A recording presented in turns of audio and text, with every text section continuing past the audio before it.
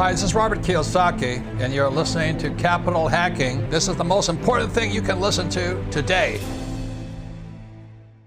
You are invited. Yes, you are invited to the December 6th and 7th VIP experience called Learn and Grow. It's where the accountable equity investors who are already partners meet up with keynote speakers. We learn trends in alternative investing.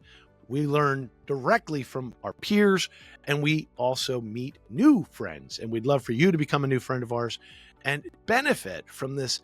I would call it an accredited investor mastermind, where there'll be keynote speakers like Gino from Jake and Gino and Julia Barbaro speaking on all topics related to alternative investing, family legacy, and incredible life-changing topics, as well as Jeff Rutt.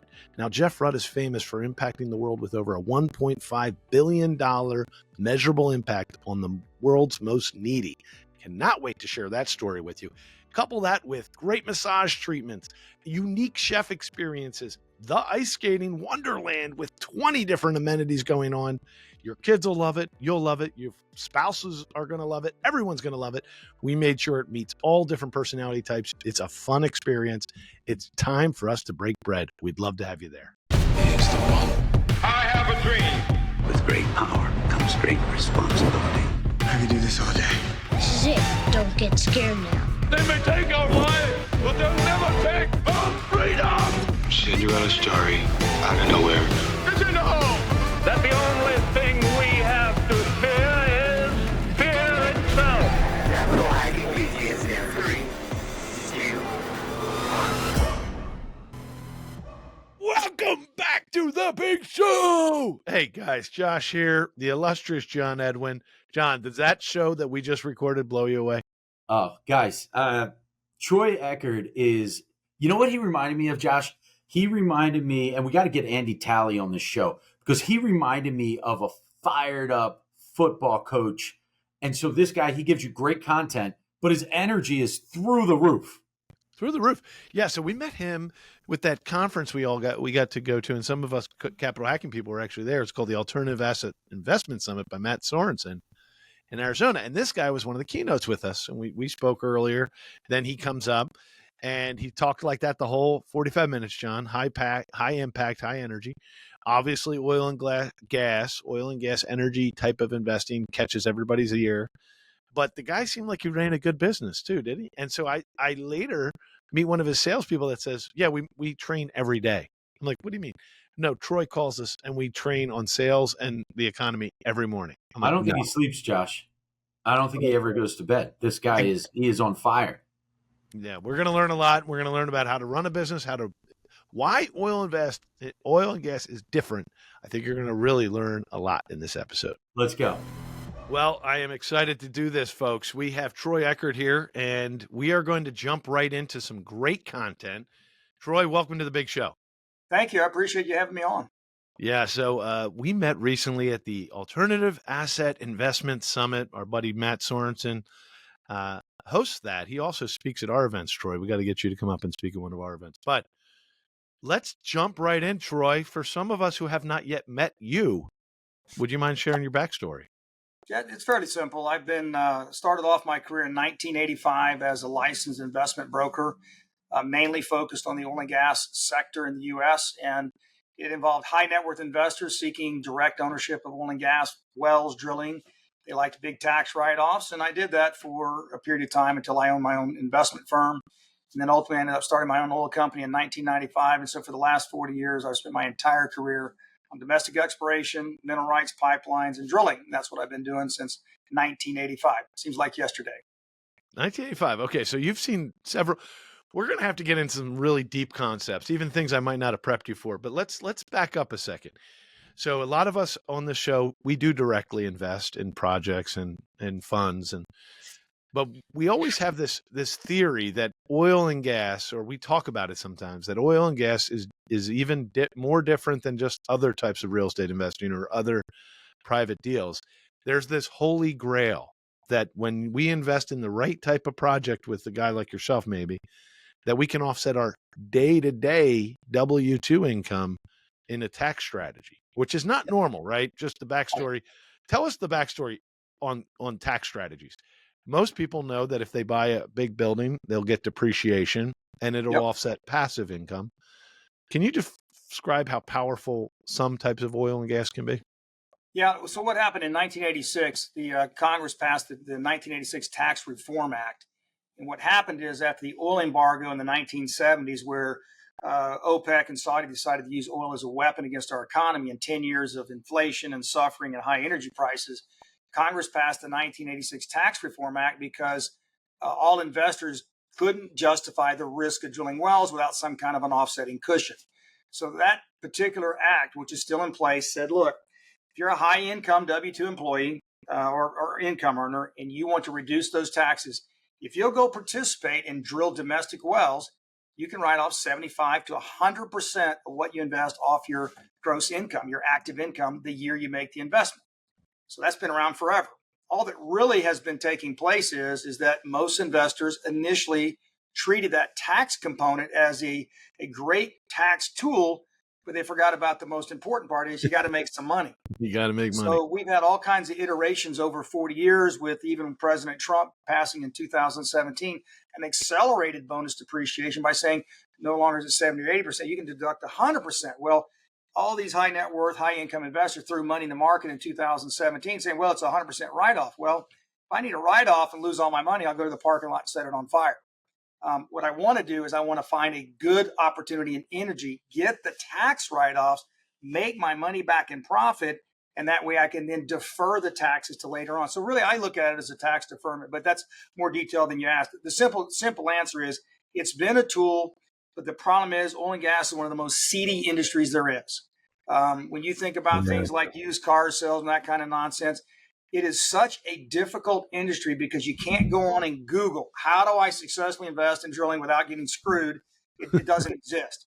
So because it is like that shell game, investors try to find a honest sponsor, an honest manager of energy, and they just don't exist. I mean, they really don't. I mean, I have yet to find somebody who does it honestly. And that's just a tough thing. You either have major companies or you have public stock or you have these mom and pop crooked lying cheats and thieves that screw investors day and night. And it's like having bacteria. You just can't get rid of it. So I've been around for 40 years and I've been able to break that pattern because I do things differently than anybody else. Troy, we're dying here to understand a little more about the business. So you created Eckard Enterprise. Yeah. And tell us a little more about that and the strategy and how big is the company? What are you doing these days? Well, we have several different companies, but the main enterprise, Eckard Enterprises, which is the main company, is a family-owned business. I own 100%. We have one division that all we do is buy mineral rights, oil and gas mineral rights in Texas and Oklahoma. We've done about $750 million worth of acquisitions of that in the last 5 years. We bought the second largest gas pipeline in the Gulf of Mexico last December. So we moved 26% of all the Gulf of Mexico natural gas, bought that December last year. That's got about 75 employees. And we started an exploration company that starts drilling in about 4 weeks. And that company will have about 20 to 25 employees. So we're probably about another month or two away from crossing $1 billion of capital that we put to work between our investors and our company in the last 5 years. Distribution-wise, we've sent out about $145 million in revenue out the last 4.5 years. We're averaging about 65 to 70 million in distribution a year right now out the door. And that probably will increase to 75 to 100 million out the door next year from our assets. So from a standpoint of size, we're probably the number one mineral buyer in the state of Oklahoma. We own minerals involving about 1.7 million acres. We have over 7,000 wells that are producing. And this has all just been starting from scratch with a business plan, an idea I had back in 2019. We implemented that starting with 8 people. And now here we are today. Yeah, but you were in the business before then, helping other companies grow their capital base? No, not really. I had my own broker-dealer from about 1990 to about 2009. I used to raise capital for other people up until about 1995. Then I had my broker firm to raise money and capital on products that I generated. So it was internally generated drilling ideas, pipelines, saltwater wells, that type of stuff. And then I didn't have any brokers left, so I closed the broker-dealer down because I'm basically dealing directly with investors. So we currently have about 2,000 high net worth accredited investors. We have about 2,700 accounts, and we're picking up about 50 to 60 new partners a month. 95% of that's coming with inbound calls and referrals. So that's everything's awesome. kind of organically being grown right now, and we've managed that by adding the back office and the accounting and the engineers. We've added that as we've grown. So we will add as we grow, not before we grow. So we're never under any pressure to sell anything. The other thing that we do differently than anybody else is we generally own the assets before we offer it. So all of our minerals, I go out and buy it. It's in my name. We'll keep 10 to 25%. We offer the balance to our clients, but the clients know that I'm fully at risk before. So if they decide not to buy, I bought what I'm willing to keep. Nobody else in the business does that. And that's just part of a 40-year career, knowing what to do, why to do it, and what motivates accredited investors. Wow. Well said. Troy, so do you add to, you're saying that, most of your investors are coming in like organically. So do you advertise, or is it strictly all word of mouth?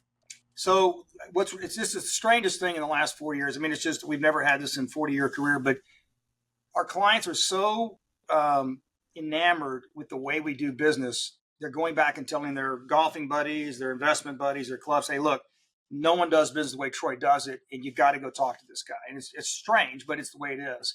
Even at the direct IRA conference and alternative investment conference we were at people coming by the booth saying, I'm supposed to come invest with you. I was told by 3 of my friends to come open an account with you. I'm like, okay, you want to know anything about what we do? Well, I was just told it's energy and I should give you a check. I'm like, okay. I've never had that before. It's never been an inbound like it is now, but it's a function of about 4 things. One, we're probably the most transparent alternative asset class there is. We created our own app, spent about $3 million investing in an app called Eckard Insights. And what we want to do is make it mainstream. So if you invested $1 million with me, you can open up your account in the app 24 hours a day. You can see direct information from the courthouse, from the production office, which wells are doing, where they're located, mapping, deeds and titles in the courthouse. No other alternative asset has that. The second thing we did is we created a P2P market, which means partner to partner. So if you want to go sell your minerals, sell your interest, you can actually post it and list it. We don't charge a fee, and other partners can buy your assets. So it creates a liquidity in a very non-liquid asset class. We started that January this year, and it's really helped people with death, health, financial distress, alternative assets. Nobody else can provide that. And then the other thing we do is we're incredibly committed to partner-to-partner relationships. So we host our own conferences, our own special events and field trips. And we say, look, if we're a liar, cheat, and thief, we wouldn't put you in a room with every other billionaire, millionaire in the room so you can exchange phone numbers and address. We do it because either after 3 days spending time with all my employees, asking from the secretary to my engineer how I am, what we're doing, and how transparent, you're either going to beat me after 3 days like a piñata, or you're going to be my partner for life. And so the good news is almost all my partners are partners for life. And for me, really, it's most of them die when they finally stop investing. We lose, probably 10 to 20 clients a year. I think that's a pretty good statement of confidence. Now, the last thing I'll tell you, which has surprised me, which I think both of you should hear this, I have hired probably 10 to 15 of my clients who now work for the firm. I've met one. People go, I'm so happy I'm going to stop doing what I'm doing. And now they work for the firm. And I thought in my life, who the hell would ever thought a client would want to come work for the firm? We now have like 10 or 15 that do it. And we have a list this long that want to come work for us. I'm like, I don't have a position for you.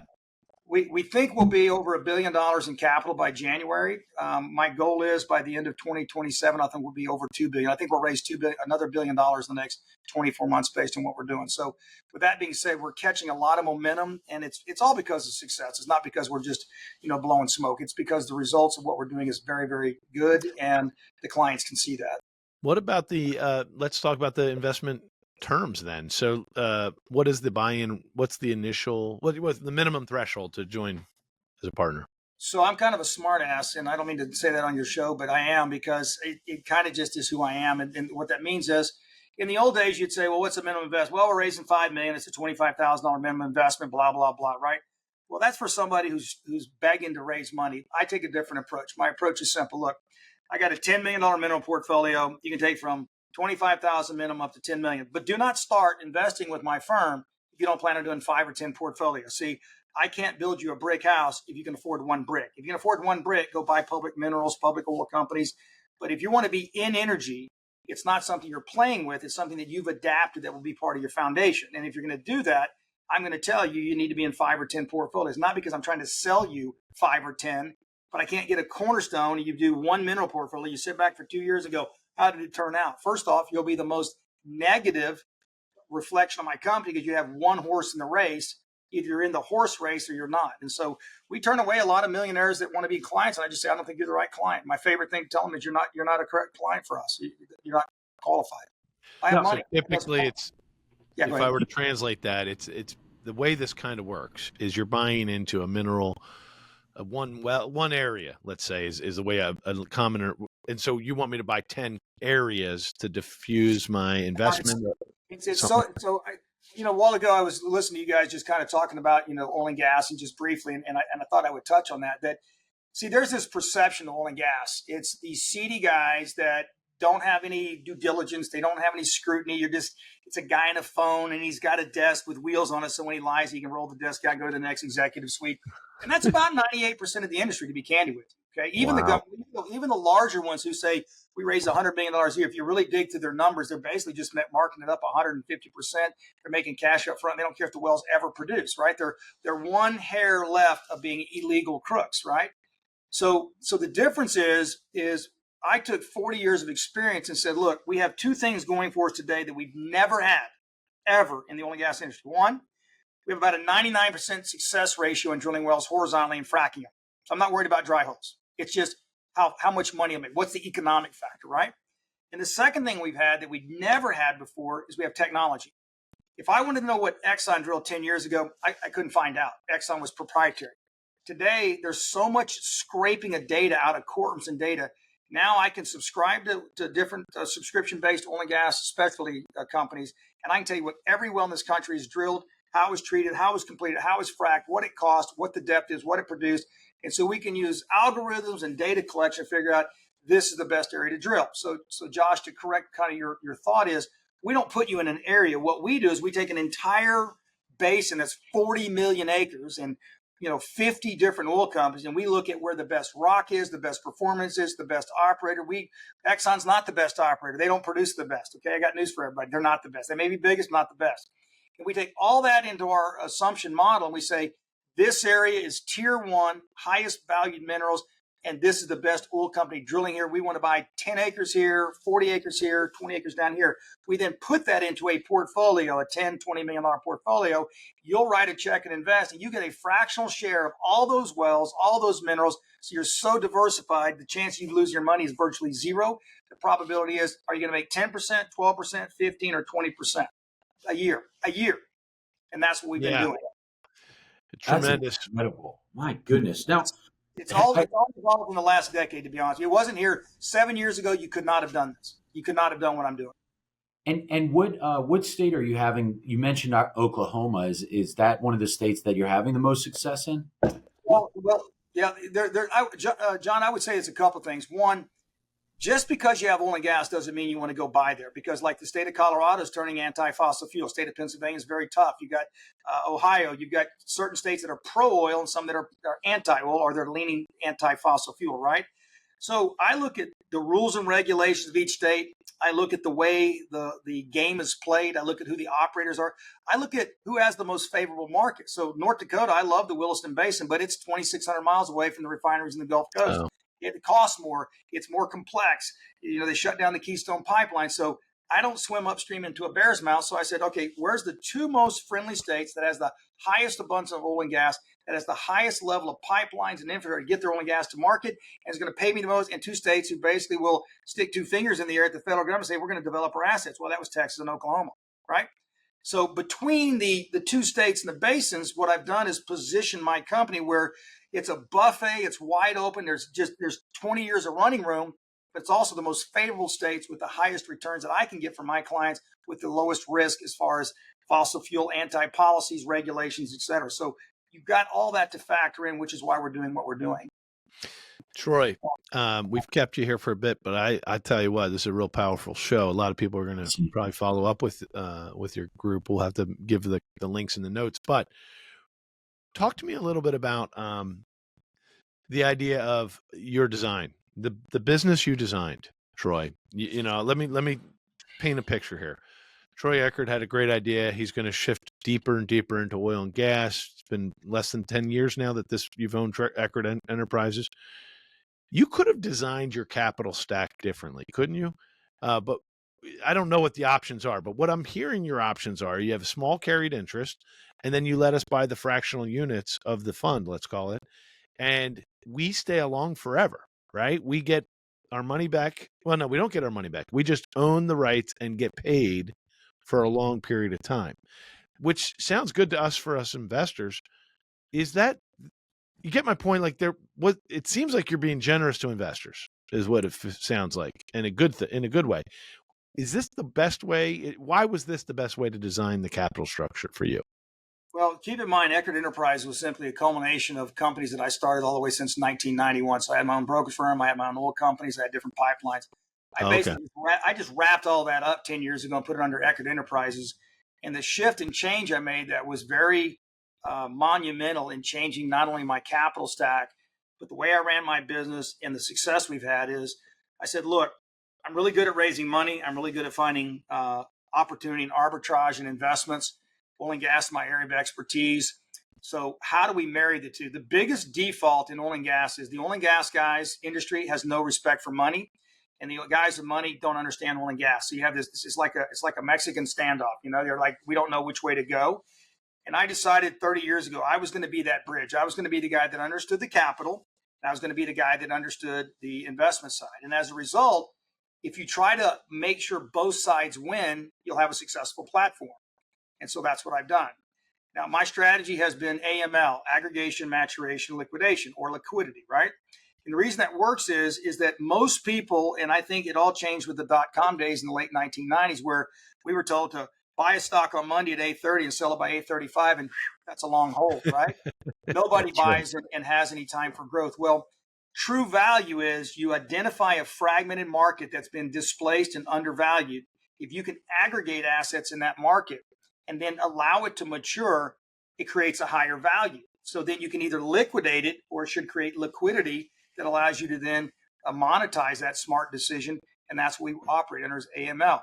So the aggregation is taking a bunch of wealthy investors who by themselves, their $1 million doesn't mean diddly squat. But if you take $1 million times 2,000 clients, you can do $1 billion in business, which is what we've done. You then look at the industry, you have all these fragmented small 10, 20, 30 acre mineral sellers. Well, these big guys could care less about doing a $500,000 transaction. So they'd much rather go for the bigger chunks. Well, that's where everybody's going, right? So we've worked our way through by buying the smaller tracts, accumulating it. Now we own 80,000 net acres, over 2 million acres, gross acres of minerals. Everybody's sitting back going like, how in the world did they do that? And how do they keep buying 20 million a month? And then what I've done is it's not a carry deal. I don't have any equity play. I buy for $1 and I basically sell it for $1.35. I pay the taxes on my gain. I take the balance that's left and I buy more minerals with my money and I run my operating team. And I don't charge an operating fee. I don't charge a back-end equity. There's no carry. What you own is what you own.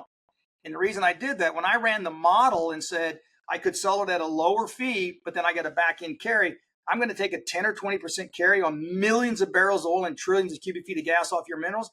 That is substantial carry when you think about the quantitative value of the reserves in the ground. That's not fair. I'd rather charge you a one-time fee, manage all your assets for you, no additional fees, and all I do is send you a check every month and you never pay a bill, never pay expense, never pay a fee. How much better is that? Why I do it that way is when these minerals come available, they may be a 5, 10. We bought a $175 million package summer of 23. We had literally 45 days to close it. So I put up about a $15 million non-refundable deposit of my own money, and I had 45 days to raise the money, put it in the bank, and close the transaction. We had it done in 37 days. Okay, so I value my client's relationship because I picked the phone up and called about 10 heavy hitters and said, I'm about to put a bull elephant in the pen. Can you help me take it down? I said, yeah, count me in for this amount. And what happens is we would have never owned that asset because none of us had the money to do it. I'm talking some of these 5, 10, $3 million assets. They're tremendous minerals. I can't do it. So I get the value for my family business, owning the premier tier 1 assets, but I can't do it without my clients. So I tell my clients, I don't call them clients. You're my partner because I need you to help me take it down. You need me to find the best assets, and I'll take care of the back office. I just need you to be available with capital. It's been a fantastic relationship. Yeah, it's perfect. What a culmination of our story of our show, which is capital hacking. I mean, the idea that over here your human capital it had come up with a design of, well, it's a syndicated model, right? I mean, it's the idea that you can aggregate more power with a lot of smaller people, maybe than just one big, institutional buyer, which goes back to your point. Your point is the normal mineral rights sales are enormous because it's a private equity group out of Wall Street that needs to deploy $500 million this year or $1 billion. Therefore, they have to buy big. Yes.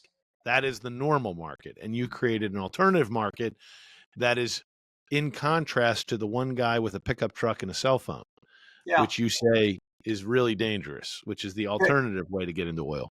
Well, if you're a baker and you have one loaf of bread on the shelf, you don't care what you have to say. You're going to sell the loaf of bread so you feed your family. It could have mold on it. It could have been kicked around in the kitchen. You're going to sell it. So a guy with a cell phone and a truck, I got this much money in this deal. It's the best deal I have because it's the only deal I have, right? I don't like that approach. The one thing to keep in mind, the reason I don't like private equity, having run around doing due diligence and had my own investment firm for 22 years, one thing I've learned, and I've lost a lot of money because I didn't know this 5 or 10 years ago. I'm not letting go of the steering wheel. So I've spent my entire career, 40 years, being an expert in oil and gas. I'm not having some guy with a slick coat and suit and tie from New York telling me when I should sell, what I should buy, and go ask mommy or daddy if I can buy this. So I took the bull by the horns and said, look, I'm going to run my company. I'm going to decide what to buy, when to buy, how to sell, when to sell. And if you don't like it, don't invest in me. But if you do like it, it's going to be the most successful money train you're going to be involved in. And that's why I don't go to private equity and I don't borrow from banks. Hi, this is Melanie McCallan. Josh and I are just so grateful for the many investors who have already joined us at Accountable Equity. Accountable Equity is so much more than a capital group. It's really a community of accredited investors that want to learn and grow together. I just want to personally invite you, if you want to find out more about this type of investment and see if it's right for you and your family, please visit us at accountableequity.com. Hey, it's Hal Elrod, author of The Miracle Morning, and you're listening to Capital Hacking. Enjoy. So here's the question then. That's actually why we asked you to be on the show, was the way you just described your vision of entrepreneurialism. Translate, we did meet the gentleman, one of the gentlemen that was a client of yours that became a teammate of yours, and he said something that shocked me. He says, you gather your sales team on a call every day for a training. In person, every day, if I'm here. In person, if you can. How many of them are there? First of all, I have 12 in what I call my business development team, 2 on business development, working with financial planners and centers of influence. I have 2 that are involved in just data gathering, CRM, and then I have 7 wealth team managers. And they don't get paid commission. They don't get paid bonus. You invest $5 or $5 million, it does not affect their pay. And what I train them on is multiple things. First and foremost, the company, our branding, what we stand for, our integrity, our ethics, no exceptions at all. And they know it. The second thing is I train them on what's going on in the market so they understand what investors are having to deal with between the media, between results, between sponsors, between results of economics, failures of economics. And then we go to macro on global, what's going on in Ukraine, what's going on in Saudi, what's happening in Israel because it's affecting future commodity prices. We talk about liquidity markets and capital markets because they have to understand your clients measuring a CD in a bank or maybe some kind of promoted deal versus putting in oil and gas. And then I go through and say, here's what 40 years of experience is. Here's the 10 or 15 cycles we've been through. Here's where we're at in this cycle. Here's how it's changing. Here's what's going to happen in 6 or 9 months. You can tell your partners this is what's going to happen. So there's nobody upset or surprised that, hey, price oil's gone up or down. And what I do is I believe that if I have a superior team, then that transformation of information to our investors is clear, concise. And so when I have my annual conference, I'll throw my entire employee base, 58 primary employees out on the floor, from the secretary to the sales team to engineering. They all know the answers. They all know the truth, and it's wide open. I'm like, I got nothing to hide. But what's more important is they truly know their product. They truly know the investor. They truly know what we're doing. They know the story and the vision. And so I could care less. This last conference I had 2 weeks ago, I was going to bed at 7:30. I said, y'all got it. I said, I'm tired. Y'all go handle it. I let the whole team just manage our VIP partners. I said, this is what we train every day for. I said, I shouldn't have to hold your hands.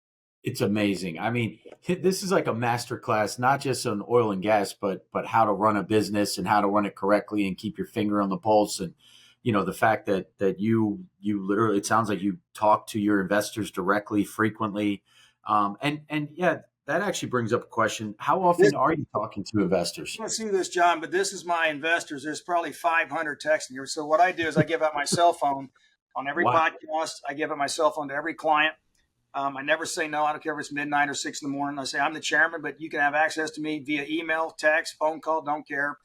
And I want to answer your question, but I want to point this out.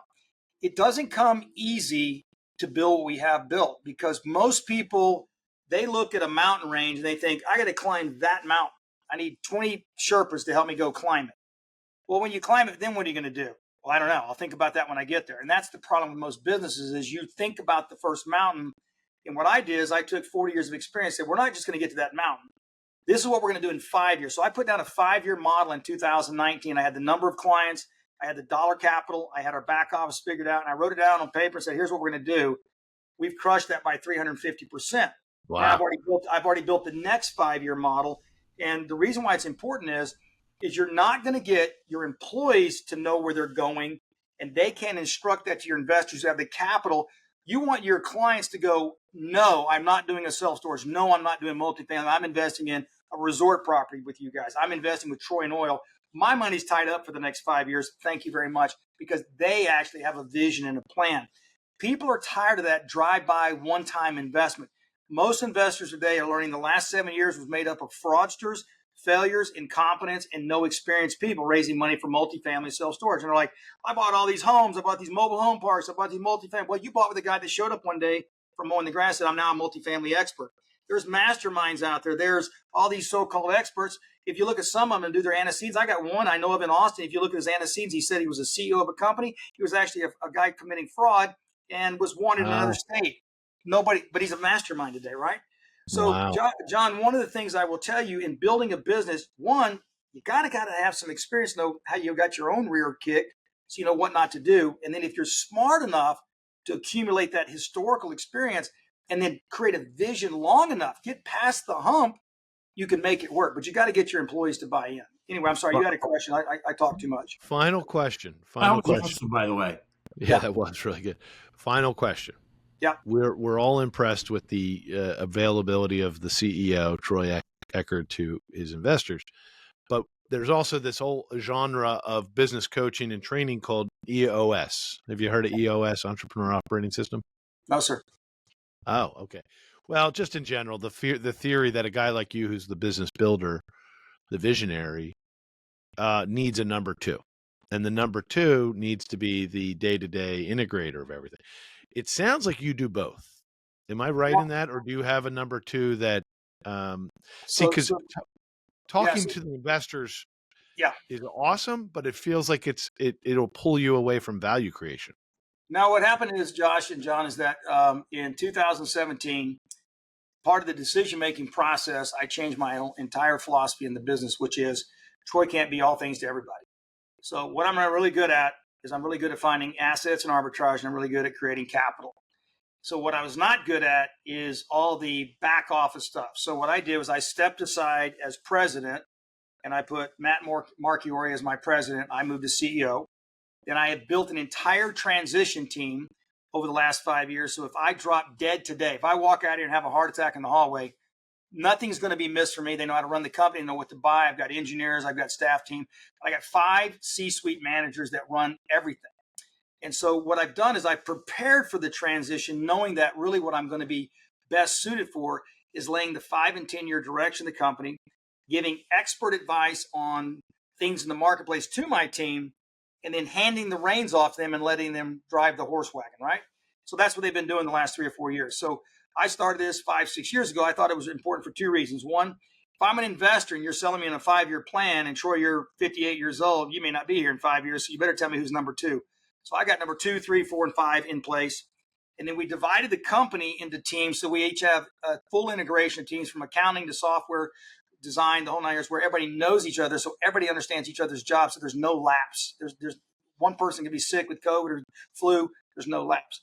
So I did all this with the idea that, one, maybe one day I do want to retire, which I don't know how to spell that, but maybe one day I want to go a little slower. The second reason is, to be honest, what if I drive out of the parking lot and somebody T-bones me and kills me? I don't want any investor worried about the continuation of longevity company. And I don't want these young employees, these smart people I hired going, my whole career is based on this 60-year-old dude that could have a heart attack tomorrow. I don't want to have a career like that. I don't want them looking over the fence at another job. I want them to know we built a company that will far outlast my age. And that's what we've been doing. Damn. Wow. So, all right, Troy, where can our listeners connect with you? So I'm sure people will want to follow up. Yeah, you can always find us on EckardEnterprises.com. It's got all the educational videos. Sign up to our app. You don't have to invest. You'll have thousands of hours of videos and training. Sign up for our newsletters, our information. The one thing we really, really hammer home is we want you educated. I don't care if you ever invest in my company. Investors are lazy, not intentionally because we're busy, and they're careless because they assume that people are honest. You got to do the opposite. You got to work a little harder protecting your money, and you got to be a little bit doubtful and have jaundice because the people that look at successful investors like us, they think we'll just go back and make the 500 grand they stole from us. So they can reach us at Eckard Enterprise. They can always call me on my cell phone, 469-422-1781. You can email me my personal email, teckard@eckardenterprise.com. I don't think I miss a single email or single phone call in a day. And let me tell you why. I'm not doing this per se to make money anymore. I want investors to be successful and make a ton of money, whether you invest in me or multifamily or anything else. Because why? We're the 1%ers carrying this country. And if we don't make a lot of money and we don't invest smartly, the 1% becomes a 0.5%. And then now none of us are successful. So it's a collaborative effort from you guys, from me, from guys like us that are saying, we just want to up the bar every single day. And those who are not qualified will filter themselves out and disappear, which is what they should do. Woo! Damn. Okay, well, we appreciate you, buddy. We can't wait to get this one out on the press, man. People are going to love it. See you guys. Take care. Thanks, man.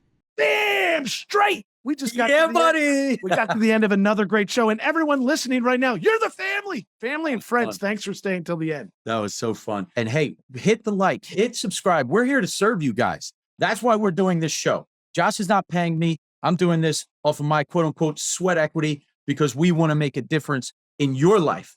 And then that ripple effect will continue to touch the world.